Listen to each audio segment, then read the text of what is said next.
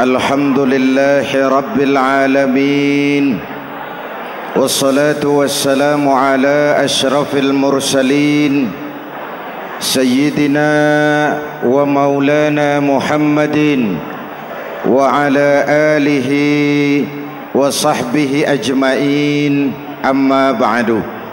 Para ulama yang saya muliakan, hadirin hadirat ma'asyiral muslimin yang saya cintai, banyak kita alami perubahan-perubahan yang terjadi, baik perubahan yang menyangkut sosial budaya, lebih-lebih yang menyangkut sosial politik. Yang tidak banyak mengalami perubahan adalah sosial ekonomi. Bahkan angka kemiskinan kita naik menjadi 3/5 dari total penduduk kita hidup di bawah garis kemiskinan, dan 20% diantaranya miskin mutlak. Perubahan-perubahan yang terjadi menyadarkan kita kepada kebenaran Al-Quran ketika Allah menyatakan wa tilkal ayyamu nudawiluha bainan nas. Hari itu kami putar di antara manusia. Ada saat datang, ada waktu pergi. Ada hari lahir, ada saat kembali. Ada waktu dilantik, ada saat menyerahkan jabatan. Hari kami putar di antara manusia dan hidup cuma sekadar menunggu giliran. Soalnya kemudian di tengah perubahan-perubahan yang terjadi begitu cepat, what must we do now?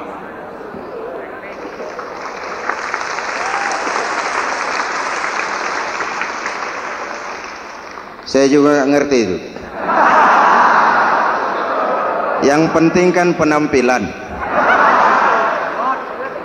Saudara-saudara kaum muslimin di seluruh tanah air, jadi pemimpin adalah pelayan bagi orang yang dipimpinnya. Oke lah, perbaikan ekonomi, pembukaan lapangan kerja baru kita serahkan kepada pemerintah, karena kita percaya mereka orang-orang terpilih belaka yang dipilih dengan kepercayaan akan mampu membawa rakyat keluar dari kesulitan. Amin. Tugas kita sekarang di zaman susah meluruskan akidah. Jangan sampai mbah dukun yang naik ke permukaan. Betul? Islam misinya yang pertama membebaskan manusia dari kemusyrikan. 13 tahun Rasul berjuang di Mekah, menanamkan akidah, meluruskan keyakinan, membentuk iman. 13 tahun membebaskan manusia dari belenggu kemusyrikan. 13 tahun menanamkan la ilaha illallah Muhammadur Rasul dengan seluruh konsekuensinya. Kalau saya yakin tidak ada Tuhan selain Allah, saya tidak akan minta tolong kecuali hanya kepada Allah. Saya tidak akan pernah takut kecuali hanya kepada Allah. Saya tidak akan menggantungkan hidup kecuali hanya kepada Allah. Saya tidak akan minta rizki kecuali hanya kepada Allah. Saya tidak akan melarikan persoalan kecuali hanya kepada Allah. Kalau konsekuen dengan keyakinan ini, mbah dukun nggak dapat tempat.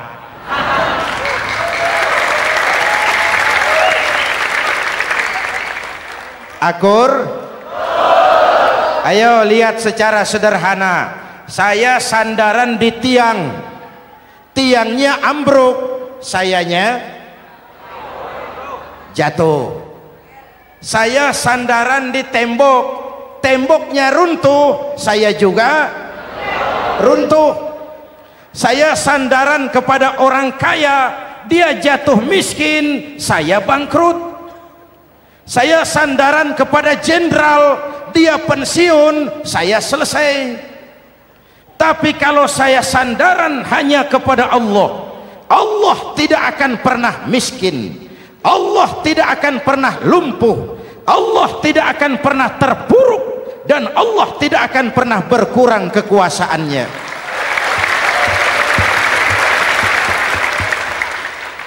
Maka umat Islam, sesulit apapun zaman yang kita hadapi, Allah juga tempat kita bersandar. Jelas? Selama ini kita iman dalam ucapan tapi sekuler dalam perbuatan. Di masjid ada Allah, di kantor Allah tidak ada, maka korupsi merajalela.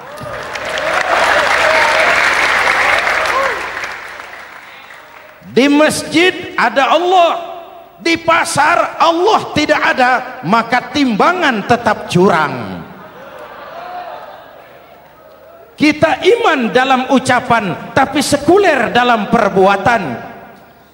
Oleh karena itu, sesulit apapun zaman yang kita hadapi, iman jugalah pegangan kita, Allah juga tempat kita bersandar. Boleh zaman berubah, akidah jangan sampai goyah. Karena iman kita hidup, untuk iman kita berjuang, dan dalam iman kita ingin kembali menghadap Allah Subhanahu. Selama ini manusia Indonesia kita lebih banyak diisi otaknya, hati sering kosong, agama dangkal, akidah rapuh, moral rendah. Memang kemudian muncul banyak orang-orang pintar, cuma sayang tidak benar. Indonesia kita bangkrut, Indonesia kita terpuruk, Indonesia kita sakit parah kalau diurus orang yang cuma pintar tapi tidak benar. Kita perlu orang-orang pintar, tapi kita lebih perlu orang benar. Jelas? Kalau cuma pintar tapi tidak benar, itu yang sering saya sampaikan, nanti disuruh ngurus beras malah nimbun beras.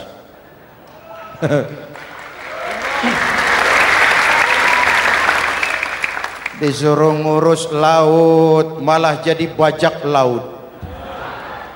Disuruh ngurus hutan rame-rame jadi orang hutan.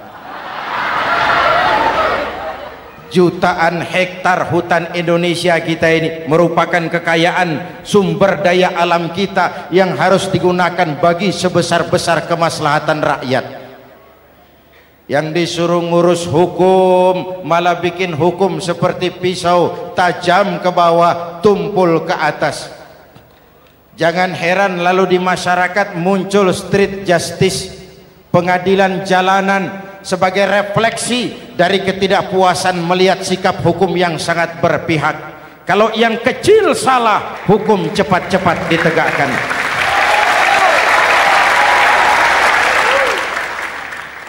Lihat saja sekarang ini, kalau orang terkenal banyak uang punya masalah, antri yang bela. Betul. Tapi saudara lihat si Marsinah di Jawa Timur, si Sengkon dan Karta di Jawa Barat, si Udin Bernas wartawan Jogja terseok-seok mencari keadilan, sampai hari ini urusannya masih remeng-remeng. Kenapa bisa begitu? Jawabannya sederhana, tidak ada fulus. Ada fulus mulus, tidak ada fulus manfus. Betul? Jangan sampai para penegak hukum kita terjebak pada lagu baru, maju tak gentar membela yang bayar. Biar bertentangan dengan nurani, biar bertentangan dengan public opini, biar bertentangan dengan rasa keadilan. Siapa yang bayar itulah majikan. Mau benar atau salah, belain terus. Kalau seperti inilah hukum kita, mafioso keadilan akan tetap gentayangan. Hadirin yang saya hormati, 13 tahun beliau berjuang di Mekah meluruskan keyakinan, memantapkan akidah, meneguhkan iman. Dari situ segalanya dimulai dan ke situ segalanya akan menuju.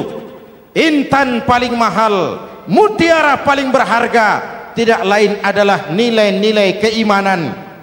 Kalau itu sudah tergadai, apalagi yang bisa kita banggakan dalam kehidupan ini? Kita merasa harta kita berharga, belum ada artinya ketimbang iman. Kedudukan kita punya nilai pun belum ada artinya ketimbang dengan nilai-nilai keimanan. Itu intan paling mahal, itu mutiara paling berharga. Harta baru ada manfaatnya kalau dilandasi dengan iman. Jabatan dan kedudukan baru terasa gunanya kalau dilandasi dengan keimanan. Kalau jabatan lepas dari iman, yang akan lahir Fir'aun baru. Jelas? Kalau harta terlepas dari iman, yang akan muncul adalah konglomerat Korun. Kalau ilmu pengetahuan terlepas dari nilai dasar keimanan, maka yang akan muncul adalah ilmuwan pelacur yang menyalahkan yang benar, membenarkan yang salah untuk kepentingan pribadi. Dan kondisi seperti itu tidak akan membuat kita makin sehat. Oleh karena itu pada kesempatan ini, pesan pertama saya, menghadapi zaman susah tetap jaga akidah, tetap pelihara keyakinan. Kesulitan bukan untuk ditakuti, untuk diatasi. Hidup adalah kerja keras, bukan keajaiban. Perubahan tidak akan datang hanya dengan simsalabim abragadabra. Perubahan tidak akan muncul hanya dengan berandai-andai. Perubahan tidak akan turun dari langit seperti turunnya embun di waktu malam. Perubahan adalah kerja keras, sehingga Al-Quran membimbing kita, innallaha la yughayyiru ma biqaumin hatta yughayyiru ma bi anfusihim. Allah tidak akan mengubah keadaan suatu bangsa kalau mereka tidak mau mengubah apa yang ada di dalam diri mereka. Yang ada di dalam diri itu rule of thinking, state of mind, cara kita berpikir, cara kita memandang kehidupan, cara kita mengatasi persoalan. Hadirin yang saya hormati, inilah iman. Berangkat dari ini kita menyadari ini ujian buat kita rakyat. Dan kita rakyat Indonesia ini kalau sama susah sih sudah kenyang. Ya Pak? Ya Pak? Kita ini sebagai bangsa mengalami apa yang disebut oleh Bung Karno up and down, naik turun, timbul tenggelam, pasang surut. 350 tahun dijajah oleh Belanda, kita susah. Berangkat Belanda masuk Jepang, susah lagi. Pergi Jepang datang nikah, susah lagi. Lalu kita merdeka, dirongrong oleh berbagai pemberontakan, susah lagi. Makan bulgur antri minyak. Lalu PKI berontak, susah lagi. Muncul orde baru, lama-lama susah lagi. Orde baru selesai, naik reformasi, mulai repot nasi, susah lagi.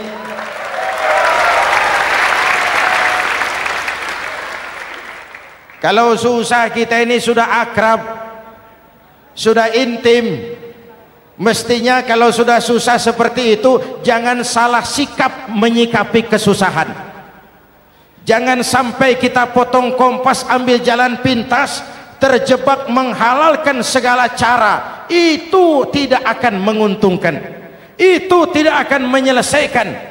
Kalaupun selesai nampaknya penyelesaian sesaat, dan penyelesaian sesaat bukan penyelesaian yang sebenarnya. Karena itu tetaplah dalam koridor keimanan. Boleh zaman berubah, akidah jangan sampai goyah. Silahkan masa berganti, tapi keyakinan jangan mati. sekali la ilaha illallah sampai tetes darah paling penghabisan tetap la ilaha illallah. Sanggup? 3 orang. Sanggup? 21. Sanggup? Kalau sanggup kita harus konsekuen. Saudara-saudara di seluruh tanah air, misi yang kedua dari Islam setelah membebaskan manusia dari kemusyrikan, membebaskan manusia dari ras diskriminasi, mengikat manusia dengan tali akidah. Sebelum Islam datang, manusia dibedakan oleh warna kulit, manusia dibedakan oleh faktor keturunan, manusia dibedakan oleh faktor harta dan benda.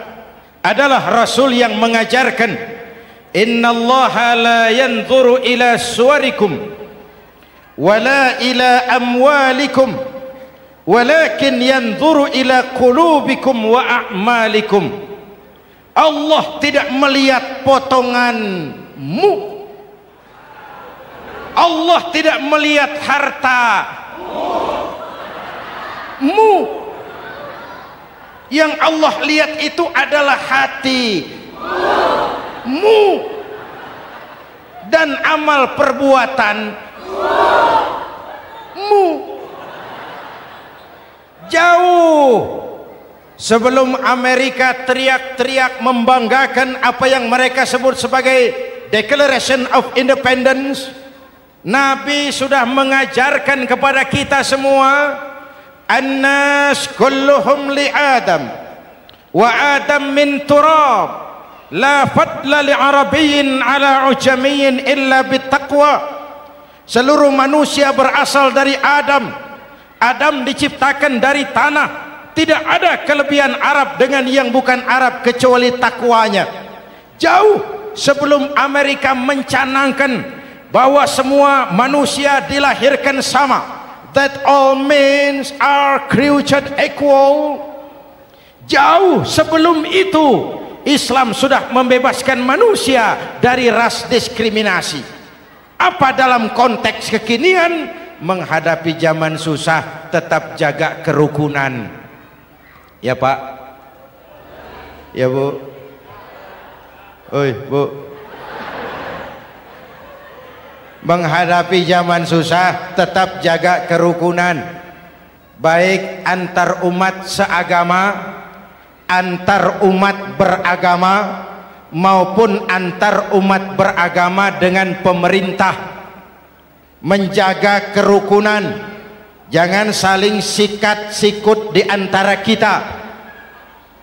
Sebab kalau sudah rukun, saya ajak berhitung, 1 ditambah 1 sama dengan, itu matematika namanya, hasilnya pasti.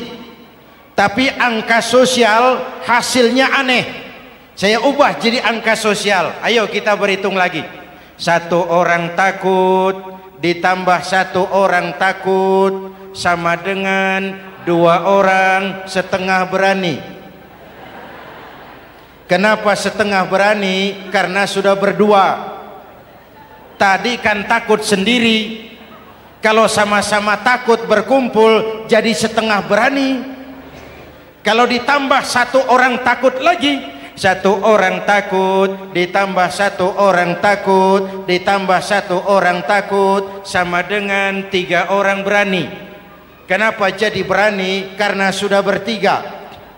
Kita yang lemah, kita yang marginal, kita yang dikucilkan, bahkan kita yang dilecehkan, kalau mau rukun kita akan kuat dan tidak bakal dipermainkan orang.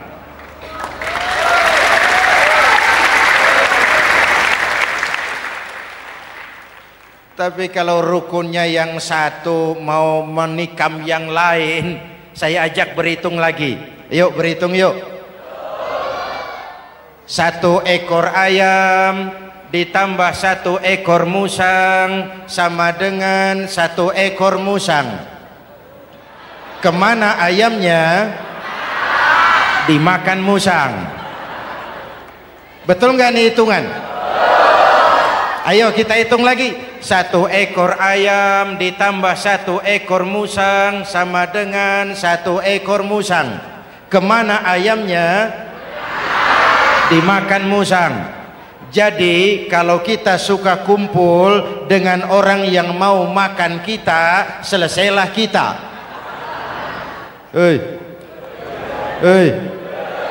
Maka kalau merasa kita ini ayam, yuk kumpul sama-sama ayam, pulang ke kandang ayam. Kalau ada ayam kumpul ke kandang musang, itu namanya ayam minum baygon. Jelas? Menjaga kerukunan. Pertama, antar umat seagama, sesama muslim harus saling menjaga, harus saling memelihara. Baik dia muslim yang jadi kapolri, baik dia muslim yang jadi kasat, baik dia muslim yang jadi pengusaha, baik dia muslim yang jadi petani, nelayan, guru, semua komit menjaga semangat kebersamaan, rukun antar umat seagama. Jelas? Jelas? Hadirin yang saya hormati, atas dasar itu saya ingatkan kembali, kita semua ingin persoalan terorisme dilepaskan kaitannya dari agama manapun. Tidak ada kaitannya terorisme dengan Islam, dengan Kristen, dengan Hindu, dengan Buddha. Tidak ada kaitannya terorisme dengan pondok pesantren.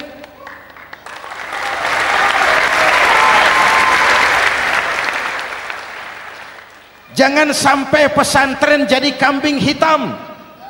Karena sejak zaman penjajahan, pesantren sudah terbukti memberikan kontribusi bagi perjuangan memerdekakan rakyat Indonesia.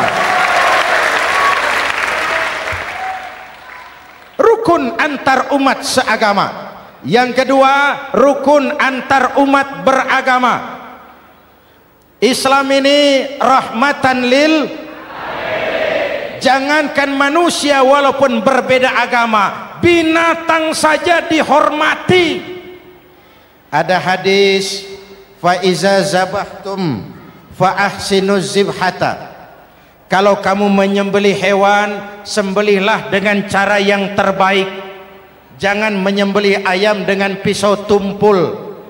Itu namanya tidak berperi kebinatangan. Yang kecil lagi, saudara buka babul istinja, makruh buang air kecil di tanah yang berlubang. Sebab apa? Pertama, menjaga kesehatan. Siapa tahu di lubang yang saudara buang air kecil itu ada gas beracun. Kalau tidak, melindungi binatang yang ada di dalam lubang. Siapa tahu di lubang yang saudara buang air kecil itu ada semut sedang rapat membahas terorisme. Apa dosanya lalu mati dikencingi? Ini namanya rahmatan lis semut. Binatang saja dilindungi. Maka perbedaan agama tidak harus menyebabkan kita bertolak belakang. Perbedaan agama bukan alasan untuk saling bermusuhan. Apalagi kita sudah menyadari tentang kemajemukan kita, tentang kebinekaan kita, tentang keragaman kita. Rukun antar umat beragama, saling menghormati, saling menghargai, tapi tetap dalam batas lakum dinukum. Lalu rukun antar umat beragama dengan pemerintah. Hadirin yang saya hormati, yang benar kita dukung, yang salah kita perbaiki dan kita tegur menurut cara-cara yang diajarkan oleh agama kita. Dan sholat berjamaah, pendidikan bernegara yang paling bagus. Tadi kita sholat ada imam, ada makmum, betul? Makmum wajib ikut imam kalau imam benar sholatnya. Rakyat wajib ikut pemimpin kalau pemimpin benar mimpinnya. Masyarakat Islam ini loyal. Masyarakat Islam ini bukan pemberontak. Masyarakat Islam ini taat dan setia. Kapan? Kalau imamnya benar. Imam takbir, makmum. Imam ruku, makmum. Imam i'tidal, makmum i'tidal. Imam sujud, makmum. Tapi kalau imam keliru, mestinya imam ruku malah sujud. Salah imam ini. Tegur. Siapa yang wajib negur?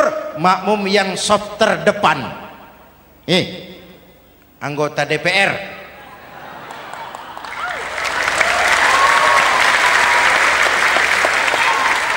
Ini wakil-wakil makmum ini, saf di depan ini. Kalau imam keliru, mereka paling tahu. Ngomong, tegur. Bagaimana negurnya? Ada aturan main. Mestinya ruku, imam sujud. Salah ini imam. Subhanallah. Kan begitu negurnya. Betul? Tidak boleh juga imam keliru, makmum emosi. Main pegang. Woi, makmum salah. Hoi, hoi. Kacau sholat.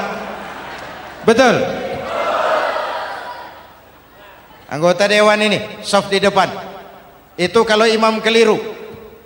Satu saat imam buang angin. Namanya manusia bisa buang angin toh. Apa makmum lalu berkata, demi kesetiaan saya kepada imam, imam buang angin, saya lebih keras lagi. Itu namanya fanatisme buta, loyalitas yang goblok. Imam buang angin, minggir. Iyyaka na'budu wa iyyaka nasta'in. Sampai situ imam buang angin, minggir imam. Lalu saf yang di depan maju. Tidak usah bikin sholat baru, teruskan pekerjaan imam. Ihdinas siratal mustaqim. Teruskan. Kenapa? Kalau bikin sholat baru lagi, nanti buang angin lagi. Bikin lagi sholat. Kapan selesainya sholat? Kapan selesainya membangun negara ini? Yang penting imam tahu diri, buang angin, minggir.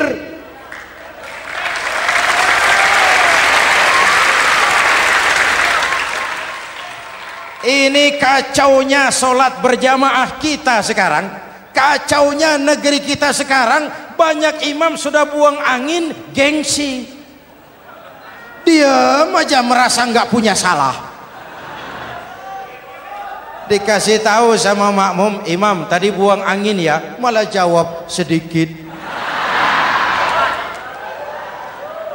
Apa kalau sedikit lalu tidak batal sholat itu?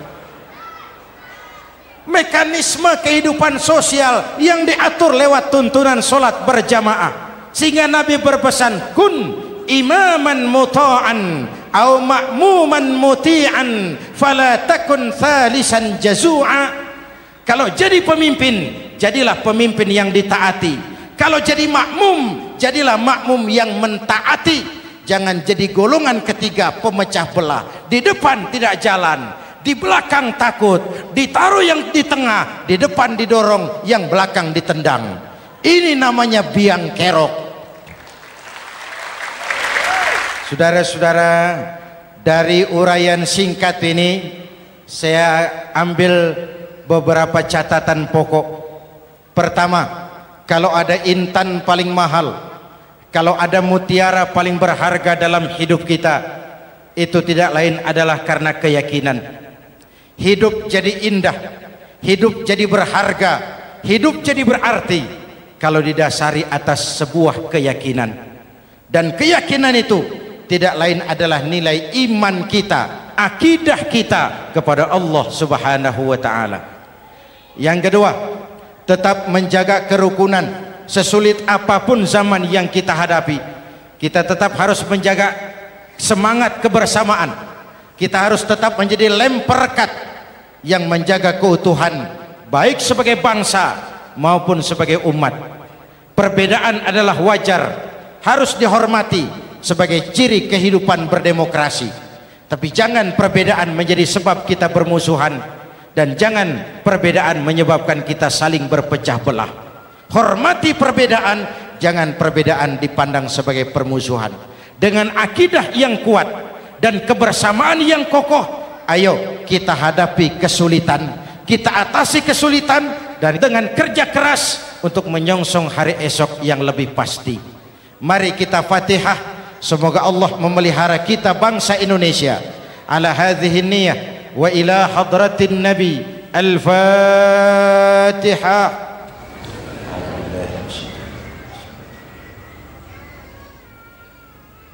Iyyaka na'budu wa iyyaka nasta'in ihdinas siratal mustaqim siratal ladzina an'amta 'alaihim. Bismillahirrahmanirrahim. Amin. Alhamdulillahi rabbil alamin. Allahumma salli wa sallim wa barik ala sayyidina Muhammadin wa ala alihi wa sahbihi ajma'in. Allahumma rabbana taqabbal minna salatana wa siyamana wa qiyamana wa takhashu'ana wa ta'abbudana wa tammim taksirana ya arhamar rahimin. Allahumma aslih man fi salahihi salahul muslimin. Allahumma ahlik man fi halakihi salahul muslimin. Allahumma rabbana la tu'akhizna in nasina aw akhtana. Rabbana wa la tahmil alaina isran kama hamaltahu ala alladhina min qablina. Rabbana wa la tuhammilna ma la taqata lana bih wa'fu 'anna waghfir lana warhamna anta maulana fansurna 'alal qaumil kafirin. Allahumma ij'alna minas su'ada'il maqbulin wa la taj'alna minal ashqiya'il mardudin. Afdalu ma qultuhu ana wan nabiyyuna min qabli la ilaha illallah.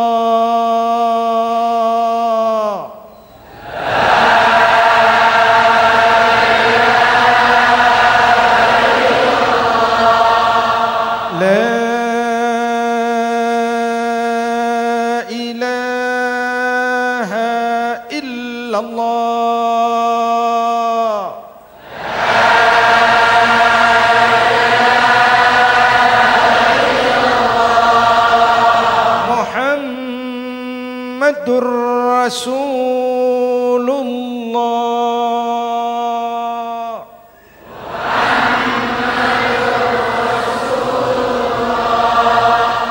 sallallahu alaihi wa alihi wasallam. Kalimatu haqqin 'alaiha nahya wa 'alaiha namut wa 'alaiha wa biha nub'atsu insyaallah minal aminin minal aminin minal aminin rahmatika ya arhamar rahimin. Sallallahu ala sayyidina Muhammad wa ala alihi wa sahbihi ajma'in. Ana rabbika rabbil izzati amma yasifun. Salamun alal mursalin. Walhamdulillah rabbil alamin. Jumpa lagi di lain kesempatan insyaallah. Wassalamualaikum warahmatullahi wabarakatuh.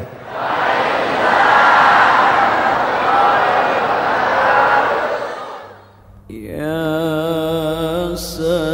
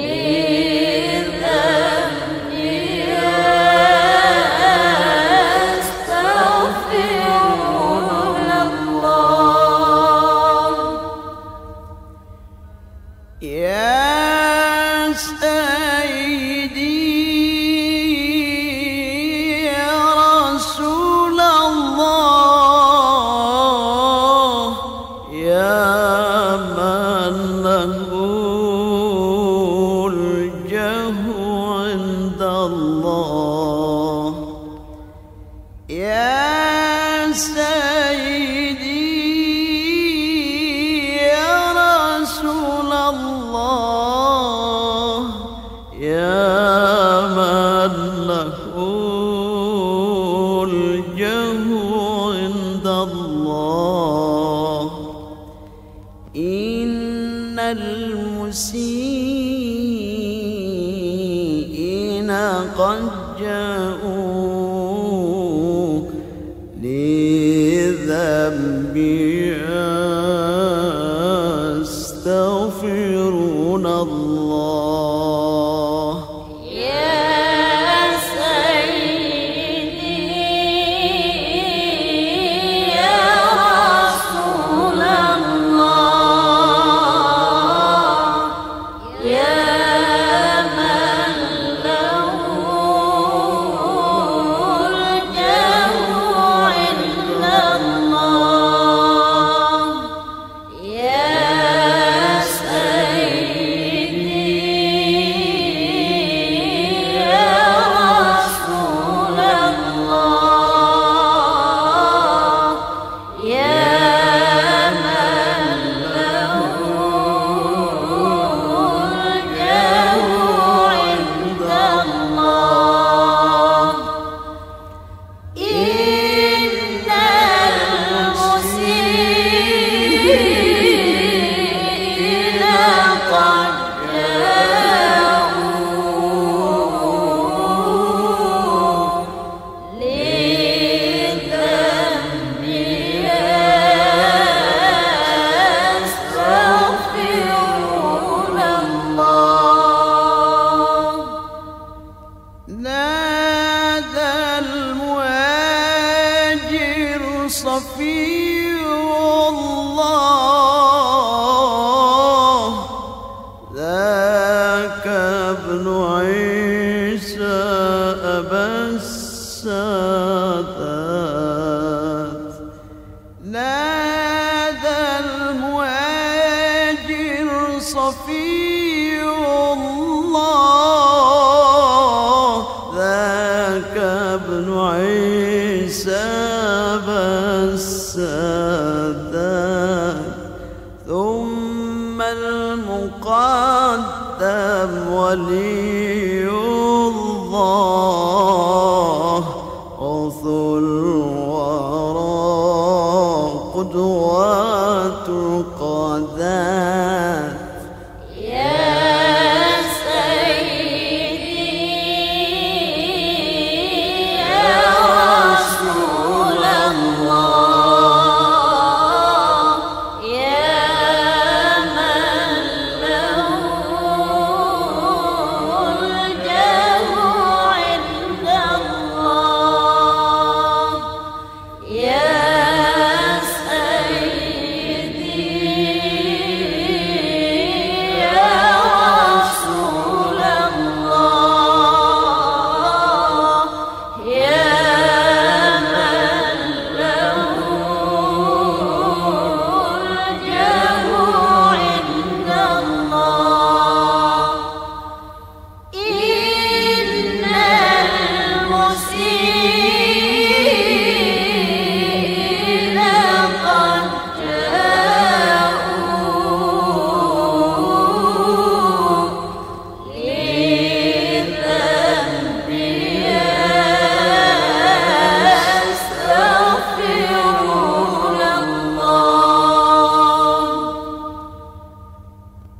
على الشافي صلاة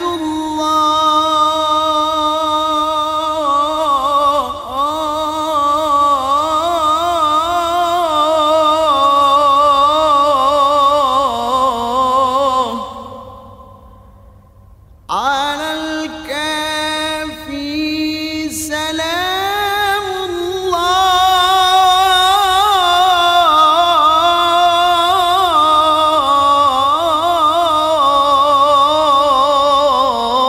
الله على النبي سلام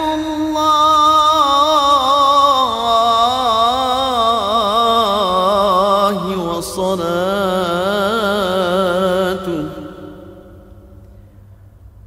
على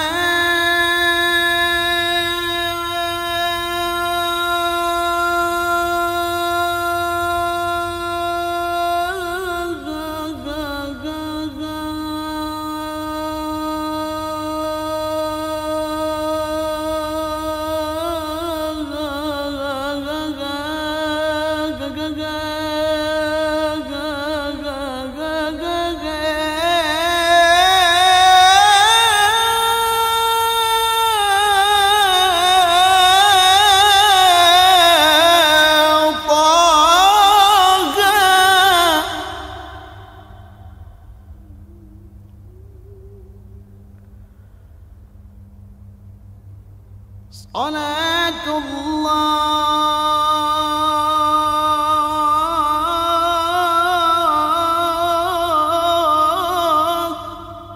والسلام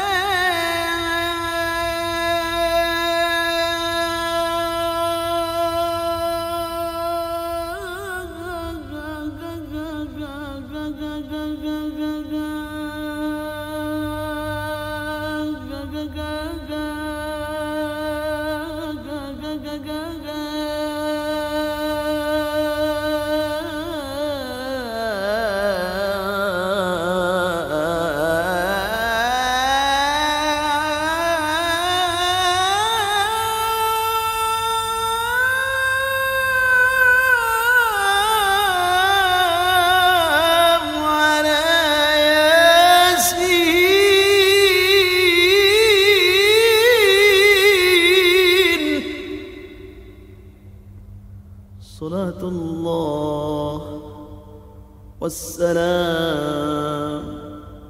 على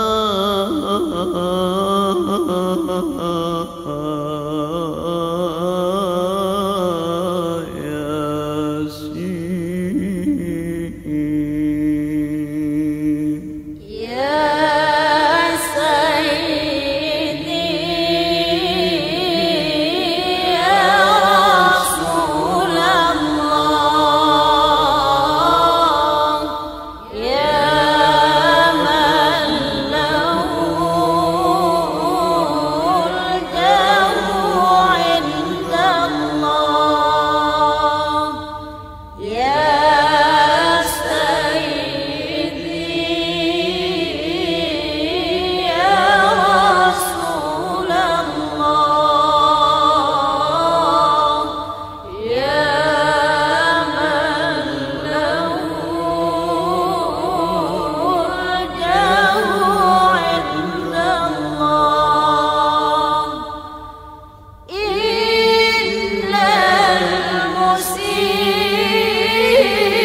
المسيئين قد جاءوا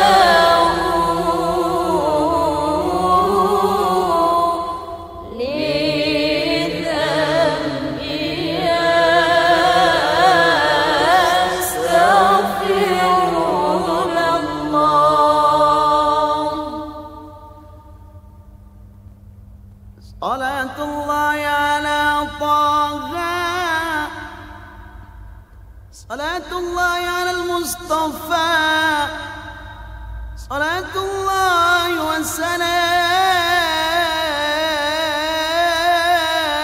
والسلام على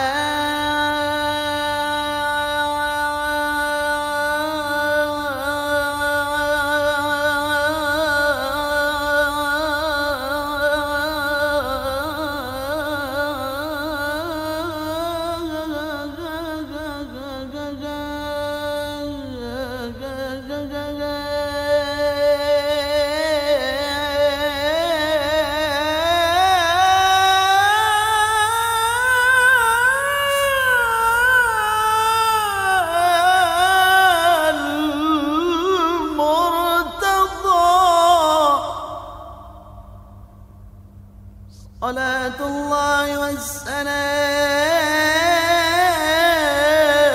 والسلام على نور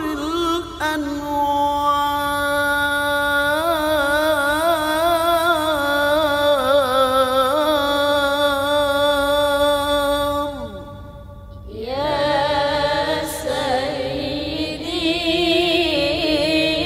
يا رسول الله يا من له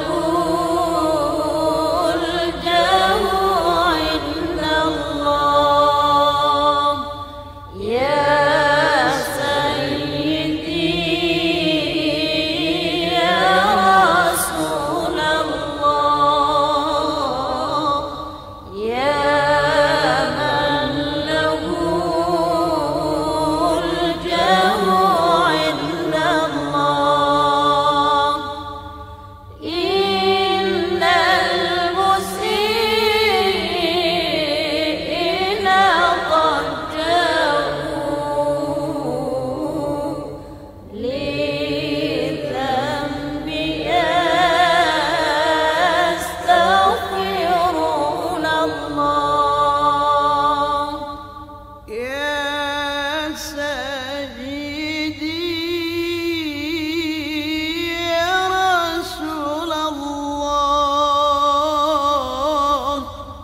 يا